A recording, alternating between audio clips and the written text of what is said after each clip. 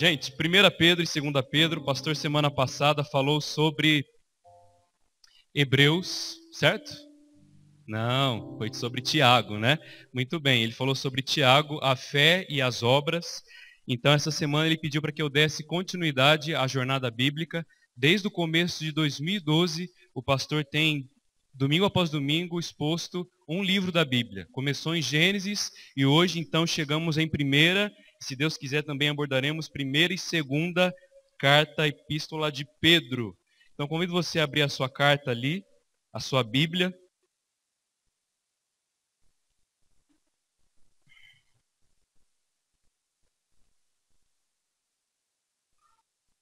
Primeira e segunda Pedro, então nós abordaremos essas duas cartas aqui da palavra de Deus. E eu fiquei um pouco observei algumas coisas sobre a carta de 1 e 2 Pedro, e é muito interessante que há umas 3, 4 semanas atrás, eu estive aqui também expondo 1 e 2 Tessalonicenses. É interessante que os mesmos temas que Paulo abordou ali naquela carta, ele também aborda aqui. Aí eu fiquei, vou ter que repetir aquilo que eu falei, mas está na Bíblia e a gente fala, né? É o nosso papel pregar aquilo que as Escrituras nos falam, aquilo que ela nos diz para fazer, e é uma carta muito especial. Né? Particularmente, eu gosto muito desse livro, dessa carta de 1 e 2 Pedro, porque ela se refere muito a Cristo Jesus, ao sacrifício dele nas nossas vidas, por nossas vidas, e a gente vê o amor de Pedro por Cristo Jesus. Né? Pedro foi o homem que foi, e ele é um dos personagens mais interessantes da palavra de Deus. Negou a Cristo, Jesus teve que falar para ele uma vez: arreda-te de mim, Satanás, porque você fala coisas da carne que não vêm de Deus. Ele, enfim, era um homem impulsivo, falava o que dava na cabeça. Muitas vezes Jesus teve que pedir para Pedro calar a boca, porque ele falava muitas vezes sem pensar.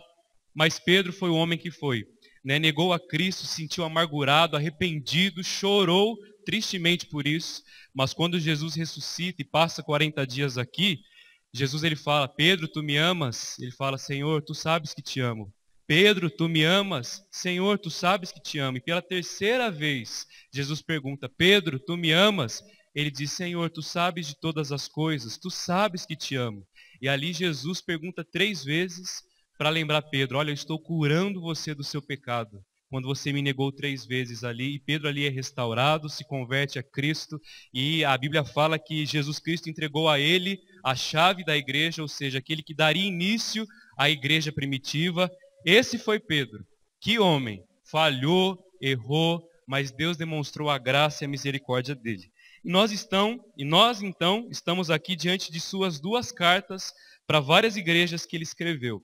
Bom, a carta de Pedro, ela também é interessante porque ela não foi escrita especificamente para uma igreja só. A carta de Pedro ela foi escrita para várias igrejas, para vários cristãos espalhados na região daquela época. Acompanhe aí comigo então o versículo 1 da primeira carta no capítulo 1. Diz assim: Pedro, apóstolo de Jesus Cristo, aos eleitos que são forasteiros da dispersão no Ponto, Galácia, Capadócia, Ásia e Bitínia, eleitos segundo a presciência de Deus Pai em santificação do Espírito, para obediência e a aspersão do sangue de Jesus Cristo. Graça e paz vos sejam multiplicadas. Então a carta é interessante porque Pedro a destina para vários crentes espalhados por várias cidades, ponto ou regiões, né? Galácia, Capadócia, Ásia, Bitínia. E ele fala: esses irmãos que eu escrevo são eleitos de Deus, escolhidos por Deus, como a gente sabe, antes da fundação do mundo, para a salvação que Deus escolheu para cada um deles, segundo a misericórdia do Senhor Jesus Cristo. E Deus os chamou, diz o versículo 2, em santificação, no Espírito, para a obediência, a aspersão do sangue de Jesus Cristo. E ele saúda esses irmãos então: graça e paz vos sejam multiplicados. E a gente pode então colocar como tema, talvez tanto de 1 como de 2 Pedro aqui, que o tema das 2 cartas é a vocação celestial do peregrino ou do crente. A vocação celestial do crente, a vocação celestial do peregrino é ser como Cristo. Pedro vai abordar muito isso, porque ele se refere a Jesus Cristo, a obra dele, e diz: assim como Cristo, sejam vocês também. Assim como Cristo fez tal coisa, que vocês também caminhem como peregrinos desse mundo, olhando para Cristo e copiando a Jesus Cristo. É isso que Pedro vai exortar os seus irmãos. Eles estavam aqui sofrendo, alguns deles também estavam sendo perseguidos, mais uma vez, não ao ponto de serem mortos por isso, porque a perseguição não havia estourado no seu auge, mas eram perseguidos por servir a Jesus Cristo. Estavam um pouco confusos, porque afinal de contas, nos convertemos a Cristo e agora vamos sofrer? E aí Pedro escreve para eles: meus irmãos, é natural que vocês sofram. Por quê? Cristo sofreu. Isso vai ser um ponto que nós vamos compartilhar aqui com vocês hoje à noite, tá bom? Então é interessante também notarmos na carta de Pedro que ele fala muito sobre eles serem, os leitores originais dessa carta, serem peregrinos ou forasteiros. Por exemplo, como a gente leu aqui no versículo 1, ele diz: aos eleitos que são forasteiros da dispersão. Aos forasteiros que estão espalhados aí pela região, graça e paz a vocês. Vocês são forasteiros, estão caminhando. Vocês não têm terra própria, uma casa onde se fixar. Casa terrena vocês têm, ela é passageira, mas a pátria de vocês não é aqui. E ele repete isso também no versículo 17 do capítulo 1. Acompanhe aí na sua Bíblia comigo. Ora, se invocais como Pai aquele que sem acepção de pessoas julga segundo as obras de cada um, portai-vos com temor durante o tempo da vossa peregrinação, sabendo que não foi mediante coisas corruptíveis, como prata ou ouro, que fostes resgatados do vosso fútil procedimento, que os vossos pais vos legaram, mas pelo precioso sangue de Cristo, como de cordeiro sem defeito e sem mácula, o sangue de Cristo. Então ele fala que vocês não são de vocês mesmos, vocês foram comprados por alto preço, não por ouro, não por prata, não por coisas corruptíveis desse mundo, mas vocês foram comprados pelo sangue de Jesus Cristo. Pelo sangue de Cristo é que vocês foram comprados. Não tem preço maior que esse, Pedro está querendo dizer aqui. E vocês são peregrinos. Vocês caminham na vossa peregrinação. Quem já leu o livro Peregrino? Quantos aqui já leram esse livro? Isso, muitos aqui, né? É um livro muito especial. Se você está passando por um tempo de desânimo, leia esse livro. Ele vai ajudar você com as suas ilustrações ali sobre sermos peregrinos nesse mundo. Essa é a nossa vocação aqui. Caminharmos em peregrinação, sermos peregrinos, olhando para a nossa terra celestial. E também tem no capítulo 2, versículo 11, Pedro mais uma vez fala sobre sermos forasteiros e peregrinos aqui. Acompanhe aí comigo mais uma vez, versículo 11, capítulo 2 da primeira carta. Amados, exorto-vos como peregrinos e forasteiros que sois, a vos absterdes das paixões carnais que fazem guerra contra a vossa alma. Então ele exorta, meus irmãos, exorto vocês como peregrinos e forasteiros que vocês são, a se abster, a se afastar de toda a paixão carnal. Então Pedro destaca isso aqui para os leitores ali de Capadócia, da Bitínia. Vocês são peregrinos. Não esperem muito desse mundo. Não coloque o coração de vocês aqui. Um exemplo muito interessante que eu estive pensando é uma vez, eu era criança, e eu fui... Já viu criança quando quer ir dormir na casa do amigo? Quando ele tem 7, 8 anos, aí ele pede para a mãe, mãe, deixa eu ir dormir na casa do fulano, mãe, deixa eu ir dormir na casa do fulano. A mãe preocupada vai lá e deixa, não é assim? E eu era assim, eu pedia, chorava e ia. Dava 1 hora na casa do meu amigo, lá tinha videogame, tinha doce, a casa dele era legal, eu ficava com saudade de casa. Aí eu ligava, mãe, quero ir para casa, aí meu pai tinha que ir lá do outro lado me buscar.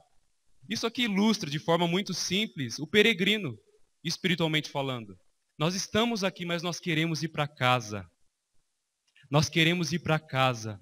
Deus, eu tenho saudade daquele lugar, que é o céu. Lá é a minha pátria. Então eu caminho aqui, aos trancos e barrancos às vezes, nas lutas, nas dificuldades, no pecado, a natureza pecaminosa me assediando, o diabo, o mundo, mas eu olho para Cristo. E Deus, eu quero ir para casa. Eu quero ir para casa porque Cristo vai estar lá. E a gente viu ontem nos jovens que o nosso desejo de ir para o céu não é muitas vezes aquele desabafo que a gente fala, não aguento mais meu emprego, volta, Senhor. Ou eu não aguento mais a minha esposa, volta, Senhor Jesus, Maranata. Está errado. Nós devemos desejar a volta de Cristo porque nós veremos a Cristo. Nós devemos desejar ir para o céu porque Jesus vai estar lá. E tem uma música que fala que o céu não é o céu se Jesus não estiver lá. Nós vamos para o céu porque o nosso Senhor e Mestre estará lá. Gente, então esse é o tema. A vocação celestial do crente, do peregrino, é ser como Cristo, é caminhar aqui olhando para Ele. E a primeira coisa, então, são várias passagens. Se eu abordasse todas as passagens de 1ª e 2ª Pedro, a gente passaria daqui meia-noite.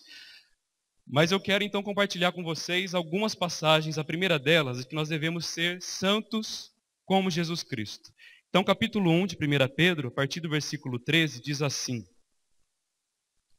Por isso, cingindo o vosso entendimento, sede sóbrios e esperai inteiramente na graça que vos está sendo trazida na revelação de Jesus Cristo.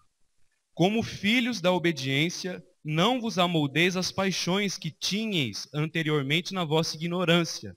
Pelo contrário, segundo é santo aquele que vos chamou, tornai-vos santos também, vós mesmos, em todo o vosso procedimento. Porque escrito está, sede santos, porque eu sou santo. E o versículo 17 que já lemos: Ora, se invocais como Pai aquele que sem acepção de pessoas julga segundo as obras de cada um, portai-vos com temor durante o tempo da vossa peregrinação. Então, o primeiro ponto aqui que gostaria de compartilhar, mais uma vez, poderia ser vários, mas pelo tempo a gente escolhe alguns, é sermos santos como Jesus Cristo. Gente, isso aqui é o cerne de todo o cristianismo. O crente, se ele é crente, ele busca santidade. O crente, ele busca, ele luta, ele corre atrás disso. Não tem como a gente falar que eu sou crente e eu abandono a minha vida com Deus, dizendo que eu não leio a Bíblia, eu não oro, eu não jejuo, dependendo da circunstância, eu não busco a Deus, eu não separo um tempo para buscá-lo especificamente. Essa luta, essa santificação. Tem um autor que ele é muito duro. Se você ler aquele livro Santidade, ele vai dizer que uma pessoa que não busca santidade, ela não é crente. Alguns discordam, outros, mas é verdade.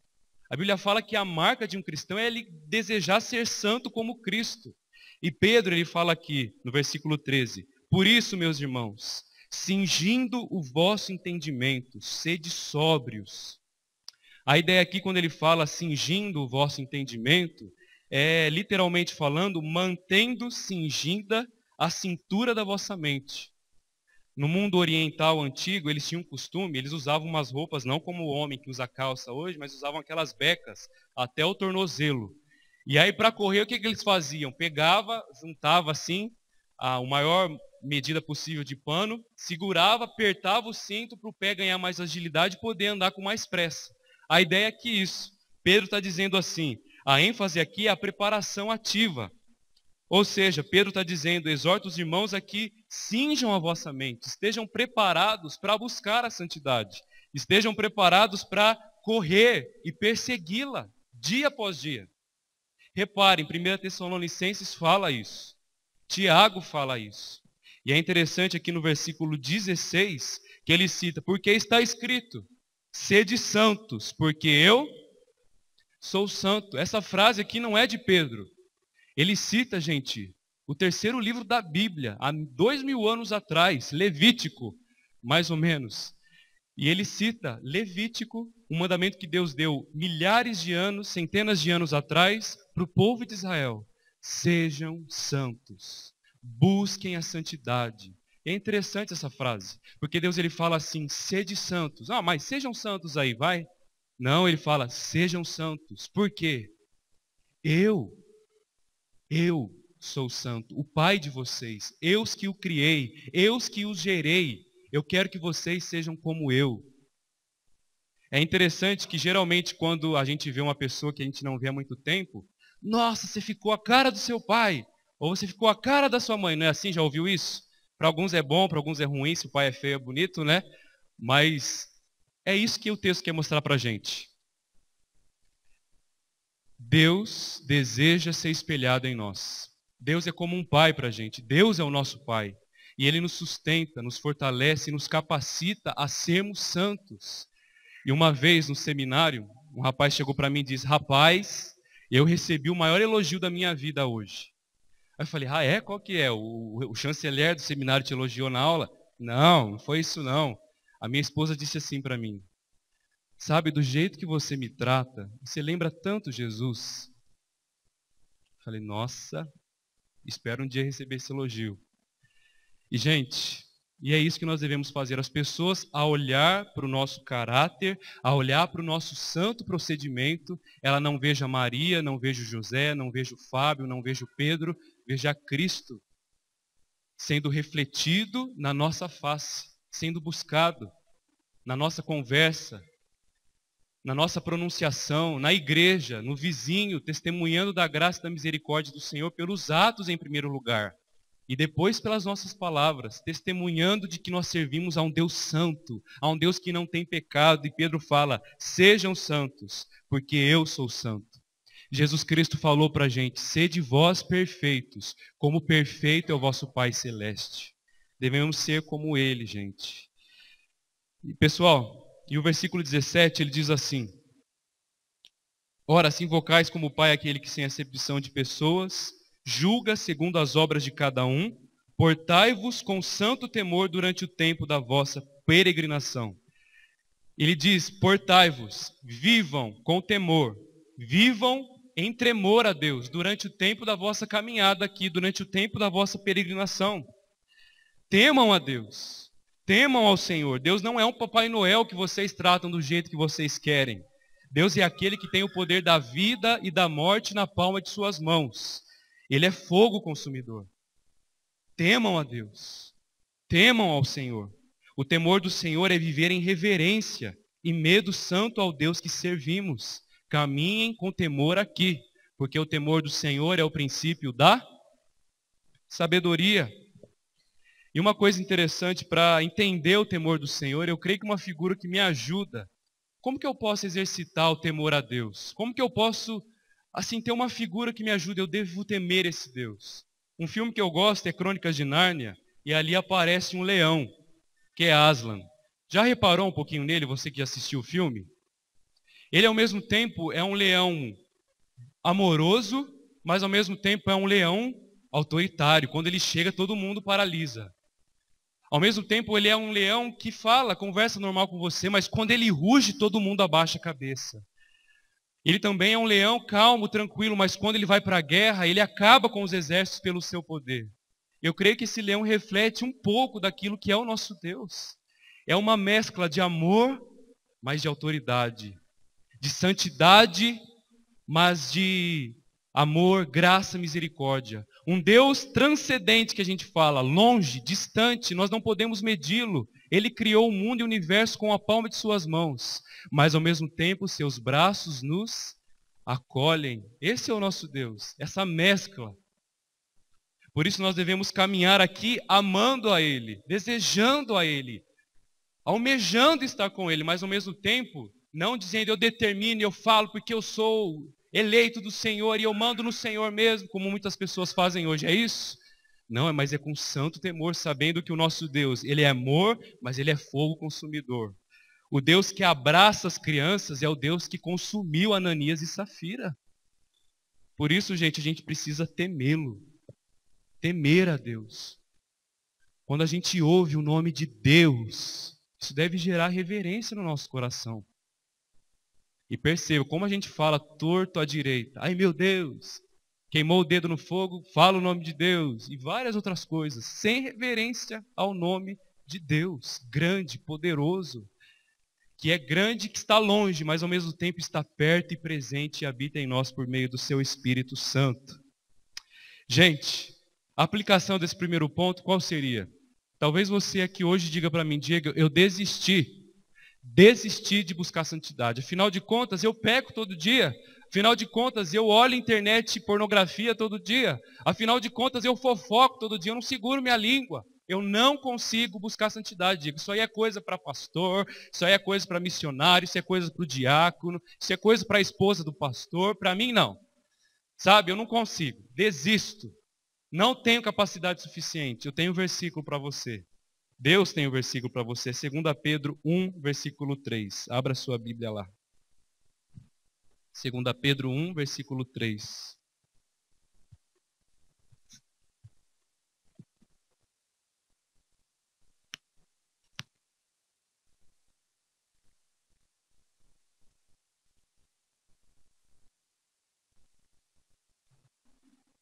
Diz assim, 2 Pedro 1, versículo 3. Olha que interessante esse versículo, você que desistiu da busca de santidade. Visto como seu divino poder nos tem sido doadas todas as coisas que nos conduzem à vida e à piedade, pelo conhecimento completo daquele que nos chamou para a sua própria glória e virtude. O que o texto nos fala, gente? Pelo poder divino, pelo poder de Deus, Ele já nos concedeu, Ele já nos doou todas as coisas que conduzem para a vida e para a piedade. Deus já fez tudo por meio de Jesus Cristo ali na cruz. Já tem todo o poder preparado para você, para que você viva em santidade. Por isso, você jovem, você moça, você senhor, velho, lembre-se, independente da sua idade, Deus, Ele nos capacitou por meio de Cristo a buscarmos a santidade. E um crente, ele busca isso, ele almeja por isso, ele ora, Deus, dá-me mais poder para que eu viva em santidade aqui nesse mundo. Então Pedro ele fala sobre isso, que o peregrino aqui nesse mundo, ele quer ser santo como Cristo. A segunda coisa, gente, é que o peregrino aqui nesse mundo, ele ama a palavra e zela por ela como Cristo Jesus. Vamos lá agora então para 1 Pedro, capítulo 2, versículo 1 ao versículo 5.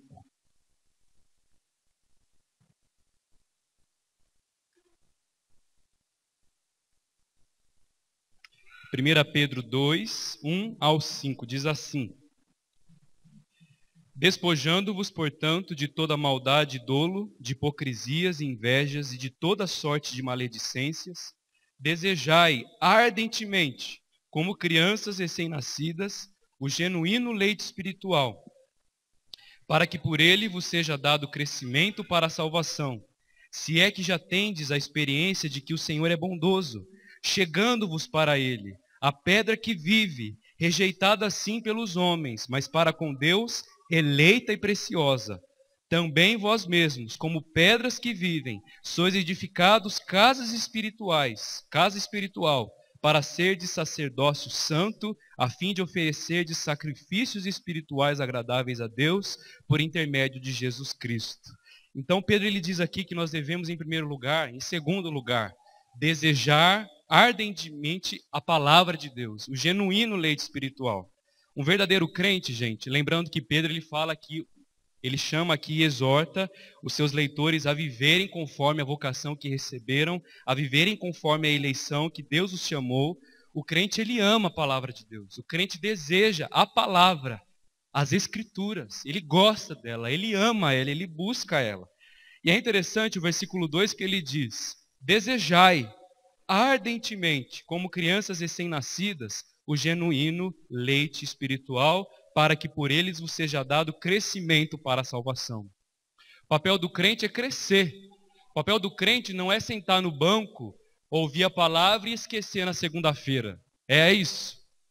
Não é, gente. O papel do crente é absorver a palavra recebida no domingo e na segunda continuar buscando e pela graça, pela misericórdia, pelo poder de Deus aplicá-la. Esse é o nosso desafio. E Deus ele fala, eu já dei tudo que foi necessário para que vocês vivam. Deus é tão amoroso, gente, que ele não dá uma ordem sem que a gente consiga cumprir. É igual uma mãe quando fala para o filho, dá uma cintada no filho e fala, engole o choro, engole o choro. Coitada, tem como não chorar? Uma contradição, né? Mas Deus ele não faz isso. Deus ele dá uma ordem para a gente, ele fala, ao mesmo tempo que eu dou uma ordem para você, eu capacito você com todo o meu poder para você cumpri-la. Isso não é bom, gente? Por isso que viver o cristianismo é um privilégio. E ele fala, desejem ardentemente, como crianças recém-nascidos, o genuíno leite espiritual. Já viu como ele cita aqui, uma criança recém-nascida mama. Já viu? Como ele gosta do leite da mamãe ali, ele não desgruda da mamadeira. E mama e só tem aquilo. E ele compara uma criança simples, inocente, que todo dia toma do leite da mamãe ali com a palavra de Deus. Ele fala, assim como um bebê que chora, esperneia, querendo um pouco de leite, e às vezes ele faz isso 10 vezes no dia, vocês têm da mesma maneira, desejem ardentemente o leite espiritual. E é interessante ainda observarmos que ele fala assim, o genuíno leite espiritual. Ele coloca essa observação interessante aqui. Por quê, gente? Por que ele fala genuíno leite espiritual? Será que na época dele tinha leite falsificado? O que vocês acham? Muito provável sim. E a gente vai perceber daqui a pouquinho que no capítulo 2 de 2 Pedro estavam permeando dentro da igreja quem? Falsos mestres. Estava fervilhando na igreja. Homens com aparência de pastor, de mestres, mas eram falsos. E ele fala, desejai, buscai, ansiai, tenham desejo pelo genuíno leite. Assim como hoje, você compra um leite de saquinho, de caixinha, você põe no copo, você não sabe se tem mais água do que leite, não é assim hoje? E saiu várias reportagens, né, que colocaram até mesmo, esqueci o que colocaram no leite, enfim, um leite ilegal, um leite não verdadeiro, não genuíno, um leite que não prestava, dissolvido, não era o puro leite. E assim existe hoje e existiu naquela época. Parece o evangelho, mas ele é diluído na prosperidade, ele é diluído, toma posse, meu irmão, ele é diluído na prosperidade para você na sua casa, ele é diluído tudo posso naquele que me fortalece. Como uma vez eu estava com um amigo meu no carro, de outra igreja, aí passou um carrão, né, do ano. Aí ele fez assim com a mão, tudo posso naquele que me fortalece.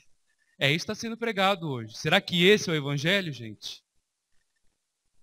E o evangelho é Cristo Jesus, morto, ressurreto e voltará ao terceiro dia, se arrependam e sirvam a Ele de todo o coração. E ele fala, almejem a palavra, conheçam a palavra. E gente, como que nós vamos perceber os falsos mestres? Conhecendo as Escrituras, conhecendo a palavra. Porque tanta gente hoje, gente, e é tanta. Você liga a TV agora à tarde, de manhã, à noite, você vê uma multidão, e nem Cristo é pregado, mas está lotado de gente. Por quê?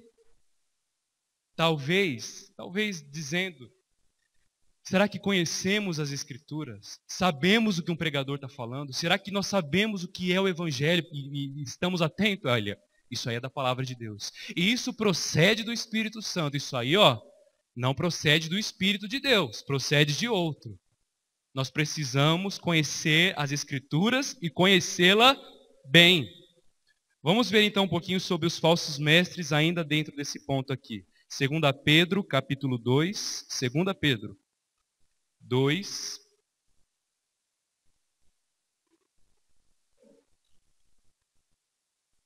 A partir do versículo 1.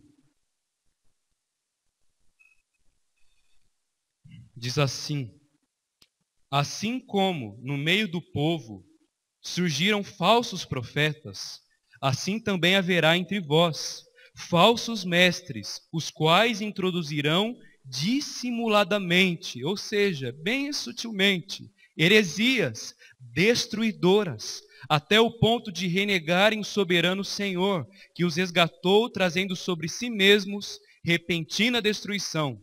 E muitos seguirão as suas práticas libertinas, e por causa deles será infamado o caminho da verdade.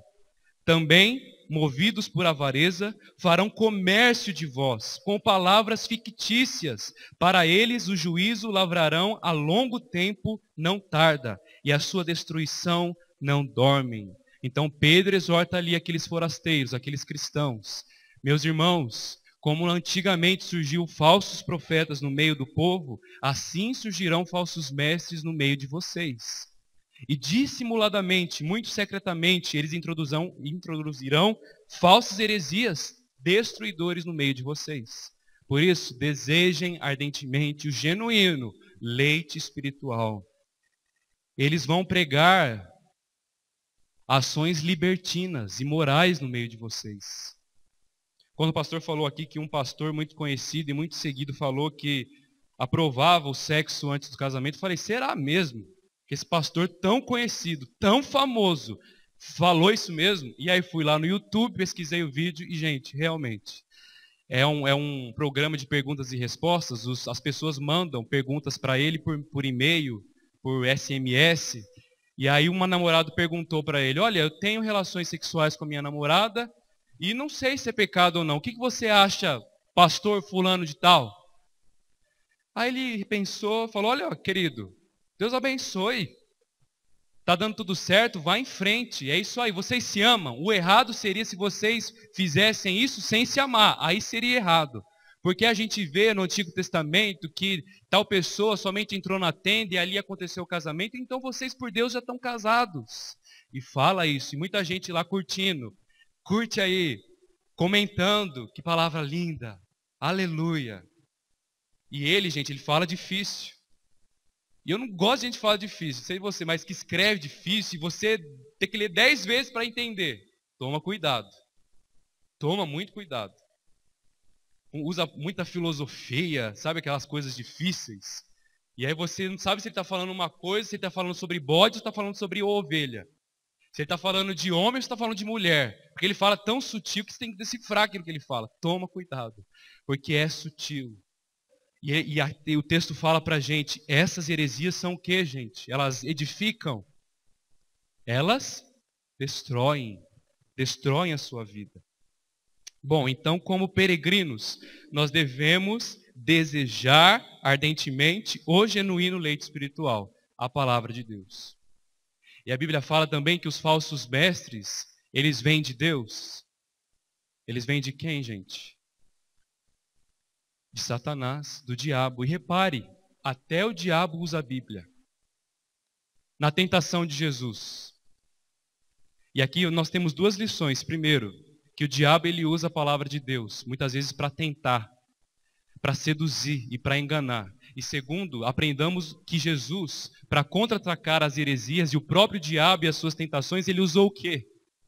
A palavra de Deus. Nós não vamos abrir lá por causa do tempo, mas quando o diabo oferece, olha, transforma essa pedra em pão. O que Jesus fala para ele? Nem só de pão viverá o homem, mas de toda palavra que procede da boca de Deus. Ele está usando aqui Deuteronômio, dizendo, olha, Deuteronômio, a palavra de Deus diz, nem só de pão viverá o homem, mas de toda palavra que procede da boca de Deus. Depois fala que o diabo levou no pináculo do templo e disse, olha, pula-te daqui. E aí ele cita o Salmo 91 para Jesus. Salmo 91, 13. Porque está escrito, Jesus, que aos seus anjos ordenará o teu respeito que te guardem. Olha só, o diabo citando o Salmo 91 para Jesus. E dizendo, tenta o Senhor. Mas o diabo usou o versículo, gente, no Salmo 91, totalmente oposto que o autor, que foi Moisés, se não me engano, quis. Lá no Salmo 91 ele fala sobre confiança. Confiar em Deus. O que o diabo queria fazer com Jesus era presunção. Tentar o Senhor, isso é fé? Tentar a Deus? Fé é confiar. E Jesus fala o quê? E Jesus retruca com a palavra dizendo, está escrito, Satanás, não tentarás ao Senhor teu Deus. Jesus usa as escrituras, ele conhecia provavelmente o livro de Deuteronômio de cor. E por último, o diabo fala, olha, tudo isso aqui, todos os meus reinos podem ser seu. Olha só que presunção, gente. Se você simplesmente, Jesus, me adorar, o que Jesus fala? Ao Senhor Deus adorarás, e só a Ele você deve prestar culto. Nós aprendemos aqui que para livrarmos das nossas tentações, que são diárias, constantes, nós precisamos usar o quê? A palavra de Deus. Se você é tentado a olhar para uma mulher quando ela passa no semáforo, é usar a palavra. Jesus disse, qualquer que olhar para uma mulher com intenção impura no seu coração, já adulterou com ela. Você ataca a tentação. Ou você está com ansiedade, precisa esperar uma resposta, mas está ansioso. Aí você cita Filipenses 4, não andeis ansiosos por coisa alguma, mas em tudo sejam conhecidas diante de Deus as vossas petições, pela oração e pela súplica com ações de graças. Ou você está passando por um tempo de depressão, não sai da cama, está desanimado, não quer viver. Você se lembra da palavra de Jesus, no mundo tereis aflições, mas tende, eu venci o mundo. E E você vai vencendo as suas tentações pela palavra de Deus. Você está triste, não sabe por quê? Porque estás abatido a minha alma, porque te perturbas dentro de mim? Espera em Deus, pois ainda eu o louvarei. Use a palavra nas suas tentações. Você quer reclamar, está descontente com a sua casa, quer reclamar do seu carro, quer murmurar. Aprendi a estar contente em toda e qualquer situação. Use a palavra de Deus para lutar contra você mesmo, como foi falado aqui. Sabe, se aproprie da palavra, decore a palavra, ame a palavra de Deus. E, gente, a Bíblia é remédio para a gente. A Bíblia é espada, mas é bálsamo. Ela exorta, mas cura. Por isso, fica aqui a aplicação, como Paulo fala para a gente: habite ricamente em vós a palavra de Cristo Jesus. Habite. Que a palavra de Deus seja encarnada no dia a dia de vocês. Nos mínimos detalhes. Fala a Bíblia dirigindo. Fala a Bíblia lavando louça. Fala a Bíblia cozinhando. Fala a Bíblia tomando banho. Fala a Bíblia cantando. Gente, faz isso. Faz esse exercício. Você vai sentir cheio, como uma lamparina cheia de azeite e ardendo de amor pela palavra. Habite, faça isso. Você que está desanimado, cabisbaixo, triste, em pecado, ansioso, cite a palavra, decore a palavra, guarde a palavra. Escondi a tua palavra em meu coração, para não pecar contra ti. Então a segunda coisa, uma característica aqui do peregrino que Paulo fala para a gente, na verdade Pedro, não Paulo, mas o peregrino, o crente, a vocação celestial dele é amar e zelar pela palavra como Cristo Jesus. E a terceira coisa e última que eu queria passar por algumas passagens o crente, o peregrino, ele suporta o sofrimento como Cristo. Abra sua Bíblia então lá em 1 Pedro, capítulo 3 agora.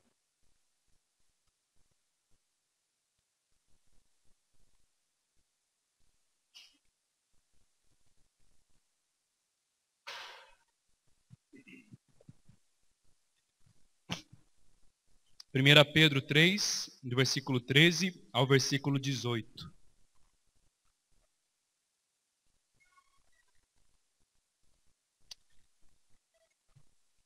Diz assim: Ora, 1 Pedro 3, versículo 13. Quem é que vos há de maltratar, se fordes zelosos do que é bom?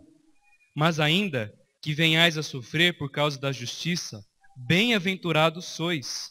Não vos amedronteis, portanto, com as suas ameaças, nem fiquei alarmados. Antes, santificai a Cristo em vosso coração como Senhor, estando sempre preparados para responder a todo aquele que vos pedir razão da esperança que há entre vós. Fazendo, todavia, com mansidão e temor, com boa consciência, de modo que naquilo em que falam contra vós, outros, fiquem envergonhados, os que difamam o vosso bom procedimento em Cristo.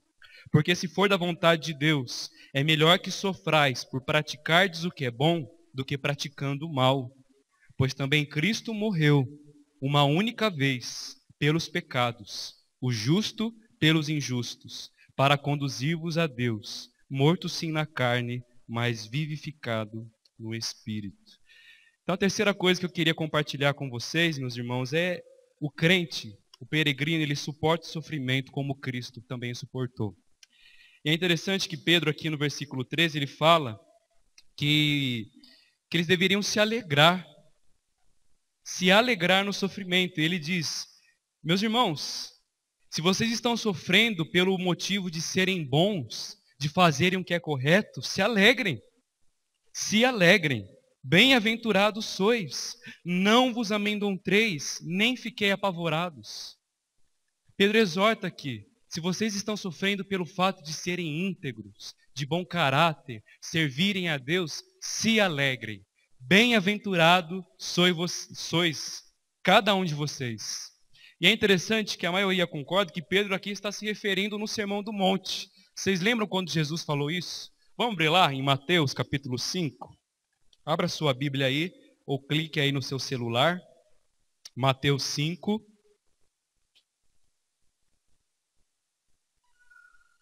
Mateus 5, versículo 10 ao versículo 12. Olha só que interessante a semelhança entre o que Pedro falou e o que Jesus disse lá no Sermão do Monte. Diz assim, versículo 10. Bem-aventurado os perseguidos por causa da justiça, porque deles é o reino dos céus. Bem-aventurados sois quando por minha causa vos injuriarem e vos perseguirem e mentindo disserem todo mal contra vós. Regozijai-vos e exultai, porque é grande o vosso galardão nos céus, pois assim perseguiram os profetas que vieram antes de vós. A palavra de Deus, quando ela fala bem-aventurado, o que significa isso? Bem-aventurado é como é feliz. Como é feliz aqueles que sofrem, que são perseguidos por causa da justiça. E a Bíblia fala que por mais que sejamos perseguidos aqui nesse mundo, nós receberemos o reino dos céus. Se alegrem por isso. Se você está sofrendo, se você está passando por um momento de dificuldade, e nós vimos aqui quantas pessoas enfermas na igreja, é uma luta, é uma dificuldade com câncer, com outras situações, mas a Bíblia fala que por mais que pareça loucura para o mundo, a gente deve se alegrar. É difícil isso, gente. É difícil. Eu mesmo sei como é difícil. Nas coisas simples. Quando eu pego uma gripe, por exemplo, quero murmurar. Quero falar, Deus, por quê? Uma gripe. Imagina coisa pior. E a Bíblia fala que esses homens, gente, eles eram açoitados. Diz a história da igreja que pessoas eram colocadas em morsas. Sabe aquilo que você pega para prender uma peça, um pneu? A cabeça dessas pessoas eram colocada na morsa e eles começavam a girar aquilo lá. Nega Cristo. Não, nega Cristo. Nega Cristo. E eles começavam a prender a morsa, prender ao ponto da cabeça da pessoa explodir. Você imagina que sofrimento? Outros, como nós vimos hoje de manhã, foram mordidos por leões. Você imagina que humilhação ter você ali na arena, nu, leões vindo, e braço ser lançado para um lado, perna para o outro, e eles rindo de você, rindo da sua cara. A Bíblia fala que esses que sofrem por causa de Cristo herdarão o reino dos céus. Já aqueles que zombam dos cristãos herdarão as trevas no inferno. Por isso nós devemos nos alegrar, porque o sofrimento daqui é passageiro. Mas nós estaremos com o Senhor para sempre. E o texto fala que Ele enxugará todas as nossas lágrimas. Por isso que o peregrino, gente, ele não espera muita coisa desse mundo, não. Ele não espera dias de muita vitória. Logicamente, Deus vai te dar experiências maravilhosas aqui nesse mundo, do cuidado dEle, da providência dEle. Mas sofrer cedo ou mais tarde, todos nós aqui sofreremos. Dói às vezes falar isso, né? Até dá um arrepio na espinha, mas é verdade. Uma hora ou outra a provação virá sobre a sua vida. E a Bíblia fala, se regozije, porque Deus está provando a fé de cada um de vocês. Nada na vida do crente acontece por acaso. Bem-aventurados sois por sofrerem e serem perseguidos pelo nome de Cristo. E, gente, mais uma vez aqui, antes de nós terminarmos. Eles estavam sofrendo porque eles estavam fazendo a coisa certa. E a gente precisa se questionar, às vezes, por que a igreja hoje brasileira, como nós vimos hoje de manhã, a Bíblia fala que o mundo odiaria os cristãos. E João fala, como nós vimos hoje, meus irmãos, não vos maravilheis se o mundo vos odeia. Sabe por quê? Porque o mundo ele vai contra. Porque o crente ele vai contra o mundo. Ele vai contra os padrões do mundo. Ele diz não para o mundo. Ele condena o mundo. Ele mostra o pecado. Mas hoje a gente percebe que o mundo ama tanto a igreja, que a igreja não incomoda o mundo. A igreja é a igreja. Até na Rede Globo a igreja vai. Será que realmente a gente tem sido um cisco no olho dos pecadores, dizendo, olha, vocês precisam se arrepender, e vocês precisam mudar de vida, porque o reino de Deus está próximo. Talvez não vamos pregar lá na praça da Rua 2 dizendo essas coisas, mas no nosso dia a dia temos dado bom testemunho. E nos mínimos detalhes, talvez estamos sofrendo por agirmos corretamente. Ou você acha que os homens de Deus sofreram por quê? Queriam agradar o imperador? Queriam agradar o prefeito? Queriam agradar o chefe? Pelo contrário, gente, eles apontavam o dedo e falavam: você é um pecador, se você não se arrepender, você vai para o inferno. Por isso que eles eram presos, por isso que eles eram chicoteados, porque testemunharam da graça de Deus. Um exemplo é Elias do Antigo Testamento. O rei Acabe, que foi rei na época dele, marido daquela famosa esposa Jezabel, ele odiava Elias, porque Elias falava umas boas verdades para ele, ele odiava Elias. Quando Elias entrou lá como posso dizer, no templo dele, do rei, no palácio do rei, o rei fala assim para ele: olha lá o perturbador de Israel. Olha aí, só perturba Israel esse Elias aí. Elias, em vez de calar a boca, ficar quieto, ele disse: pelo contrário, quem tem perturbado Israel é você e a sua família, porque você se voltou para outros deuses. Olha só que coragem, falou isso para o rei de Israel. Paulo e Silas, quando eles chegavam numa cidade, levaram ele para o Sinédrio. O que dizia de Paulo e Silas? Esses homens, sendo judeus, perturbam a nossa cidade. É vocês que têm colocado o mundo de cabeça para baixo. Esses dois aí, ó. E o que aconteceu com ele? Açoitados. Porque perturbavam o mundo. Esses que têm transformado o mundo, transtornado o mundo, chegaram até aqui. E Jesus fala: se vocês fossem do mundo, o mundo amaria vocês. Como vocês não são do mundo, pelo contrário, dele eu vos tirei, por isso o mundo vos odeia. E a minha pergunta é: você incomoda as pessoas no seu trabalho? Você é um incômodo ali na sua empresa? Você é um incômodo na sua casa, onde as pessoas não são cristãs? Se você tem sido, louve a Deus por isso. Mas se não, se você meio que estacionou o seu cristianismo, peça a Deus disposição, coragem, intrepidez para dizer umas boas verdades, para pregar a palavra para quem precisa. Eu conheço um velhinho, ouvi um testemunho uma vez, que ele tinha uns 80 anos. E como ele era aposentado, ele pegava os ônibus do Cometa, da empresa Cruz, e ia de uma cidade visitar e outra. Mas no ônibus, ele ficava de pé, e com aquela voz bem rouquinha, né? Meus irmãos, aqui do ônibus, quero dar uma palavrinha para vocês. Quero dizer que Jesus ama vocês, porque Deus amou o mundo de tal maneira. E ele falava um versículo, e sempre ele fazia isso. Arrependam-se. E sentava. Chegava na cidade, pegava outro ônibus. Quero dizer uma palavrinha, posso ir todo mundo, por respeitar o Senhor, né? Pode, por favor, fale. E ele falava e pregava o evangelho. Conheci outro senhor também, lá no seminário, ele foi pregar uma vez lá, de que ele ia jantar todo dia no restaurante. E ele fazia questão de chamar alguém: olha, posso pagar o seu almoço ou a sua janta? A pessoa: tudo bem, né? Paga. Aí sentava com ele e ele pagava a refeição e falava: olha, eu não paguei sua refeição à toa. Quero dizer que uma pessoa pagou um preço muito maior por você. Muitas pessoas choravam, conversavam com eles, outros meio que não gostavam. Outra vez ouvi o testemunho de uma empregada doméstica. Olha só. Ela foi contratada pelo chefe para cozinhar. Chefe não, né? Patrão. E disse assim, preparava a refeição, colocava a mesa para ele. E ela: você precisa mais de alguma coisa? Ele: não, pode se retirar. Ela: posso dizer uma coisa para você? Buscar-me-eis e me achareis, quando me buscardes de todo o vosso coração. Guarda essa palavra. E saía. Na outra semana, ela pôs a mesa, preparou lá. Mais alguma coisa, meu patrão, meu senhor, né?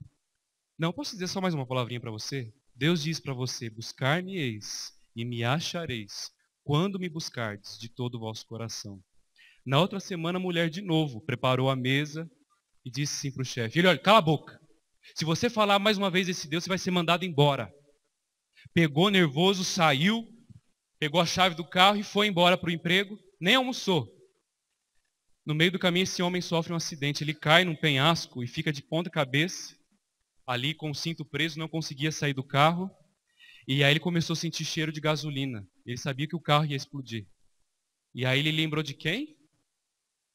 Da empregada. E aquele versículo veio na cabeça dele: buscar-me-eis e me achareis, quando me buscardes de todo o vosso coração. E diz o testemunho que esse homem, ele orou: Deus, me livra. Se o Senhor realmente existe, se o Deus daquela empregada existe, eu quero servir o Senhor. E quando ele abriu o olho, um bombeiro do lado dele. E, gente, esse homem é convertido, se rendeu a Cristo, e essa mulher não queria perder, não estava nem aí se perderia o emprego não, mas testemunhou da graça de Deus. Por isso, gente, como ele diz aqui no versículo 17, 1 Pedro 2, olha só que interessante que ele fala. 3,17, né?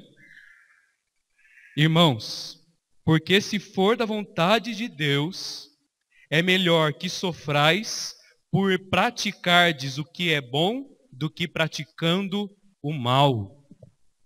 Então ele diz isso para a gente. É melhor que vocês sofram por praticar o bem do que praticar o mal. E ele fala, porque também o líder de vocês, o Senhor de vocês sofreu, o líder de vocês morreu.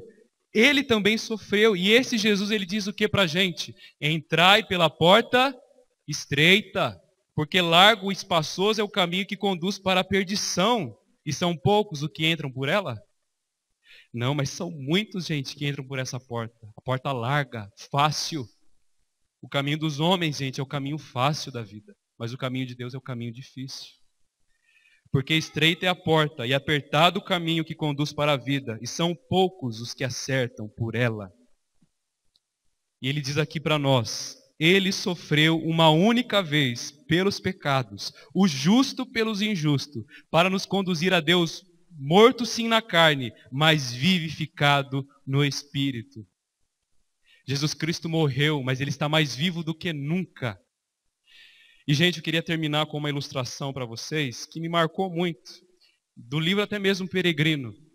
Como se ele estava chegando na reta final da sua jornada. Ele via ao longe Jesus Cristo e por isso ele corria cada vez mais rápido. E diz a história de que esse peregrino, ele tinha várias pessoas. Do lado direito havia uma plateia que já passou pela mesma caminhada, que já passou pela mesma corrida. Uma plateia que já passou por aquilo que o peregrino estava passando, as lutas, os sofrimentos, as enfermidades. E essa plateia dos heróis da fé, como a gente viu hoje de manhã, dizia, prossiga, vá, eu passei por isso e o Senhor me ajudou até aqui. Fique firme. Uma galeria da direita, torcendo por ele. A Bíblia fala que há anjos por nós, nos defendendo, nos sustentando, nos ajudando, nos livrando. E que nós temos o sumo sacerdote intercedendo pelas nossas vidas. Mas diz também o texto de que do lado esquerdo havia outra arquibancada. Do mundo, do diabo e seus demônios dizendo, abandone. Saia desse caminho, olha a pornografia, curta os prazeres. Mulher, traia o seu marido. Homem, traia a sua esposa. Escolha o caminho mais fácil, o casamento não tem mais jeito não, vá. Sai desse casamento, é uma furada. E ali o peregrino, não, a Bíblia diz que eu devo amar a minha esposa como Cristo amou a igreja. E além disso ele orava mais e mais, se lembrando. E outras pessoas diziam de que... Esperar o Rojão passar. Continua aqui, mas presta atenção, tá bom? Eles diziam assim, viva a sua vida, curta os seus prazeres, escolha o caminho mais fácil, olha aqui eu tenho um caminho melhor e mais gostoso para te oferecer. Faça isso. E ele não, e ele olhando para Cristo, e ele olhando para frente, se lembrando de que o caminho é duro, que o caminho é estreito, que o caminho é difícil, que o caminho é árduo, e ele prosseguia, gente. Ele prosseguia. Abandone a fé cristã, alguns diziam para ele. Não vale a pena caminhar nessa corrida. Viva a sua vida, curta os prazeres do mundo, balada, bebida, drogas, venha. Ele diz não, porque a porta é estreita e eu vou caminhar com o Senhor Jesus Cristo. E, gente, para terminar a história, diz que lá no final, o que mais motivou esse homem a prosseguir é que lá no final da corrida havia um homem com vestes resplandecentes, com uma faixa estendida dizendo para ele, uma faixa vermelha do linho mais puro, dizendo assim, no mundo tereis aflições, mas tende bom ânimo, eu venci o mundo. E ele olhava para Cristo, seu referencial, e ele não desistia. E isso é o nosso desafio. Como está a sua vida cristã hoje?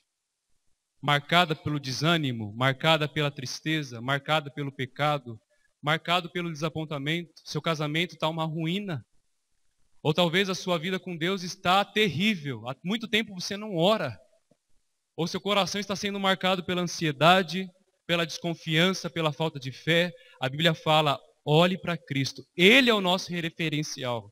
Ele é aquele que nós devemos olhar e fixar os nossos olhos. Ele venceu. E aquele que segue a Cristo também irá vencer, porque Cristo morreu uma única vez. O morto, sim, na carne, mas vivificado pelo Espírito. Ele está vivo e ele intercede por nós. Por isso, prossigam. A vocação de vocês é ser como Cristo.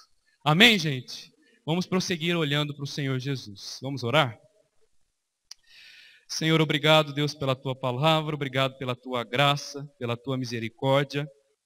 E eu peço, ó Deus, que o Senhor tenha misericórdia das nossas vidas, que o Senhor nos sustente, para que nessa jornada aqui, nesse mundo passageiro, marcado por dor, por dificuldade, por lutas, enfermidades, desânimo, possamos olhar para o Senhor Jesus Cristo, o autor e consumador da nossa fé. Ó Deus, nos dê muita humildade, Senhor, para olhar para Ti. Nos dê muita humildade para sempre nos lembrar que o Senhor é o nosso referencial, de que temos o Senhor Jesus Cristo que intercede por nós. E sabemos, ó Deus, que o Senhor amou a palavra, que o Senhor sofreu por causa da palavra, que o Senhor conheceu a palavra e o Senhor é a própria palavra encarnada. Por isso, Deus, que possamos Te adorar, Te desejar dia após dia. Que Cristo seja o nosso maior tesouro, que Cristo seja o nosso maior bem, que Cristo seja o mais desejado, o mais amado, o mais querido, o mais ansiado pela nossa vida. Em nome de Jesus, nós oramos. Seja o mais precioso para nós. Seja, Deus, aquele que a gente mais quer estar junto, aquele que nós mais queremos conhecer. O mesmo amor que Pedro tinha pelo Senhor Jesus Cristo, Deus derrama nos nossos corações, para que a gente possa caminhar nesse mundo, olhando para o Senhor Jesus, até aquele grande dia, quando veremos o Senhor face a face. Ai, Deus, esse dia vai ser o melhor dia da nossa vida. A gente poderá ver o Senhor e olhar para o Senhor e dizer, meu Salvador, eu te amo. E obrigado porque hoje eu posso te ver. Os meus olhos te adoram, eu te contemplo, te adoro. E Deus, nós almejamos esse dia e caminhamos com essa convicção de que um dia estaremos com o Senhor no céu. Deus, levanta cada semblante aqui abatido, cada pessoa desanimada na vida cristã, para que ele possa caminhar em vitória aqui, olhando para Cristo Jesus. É a nossa oração, em nome de Jesus. Amém. Amém. Vamos colocar em pé?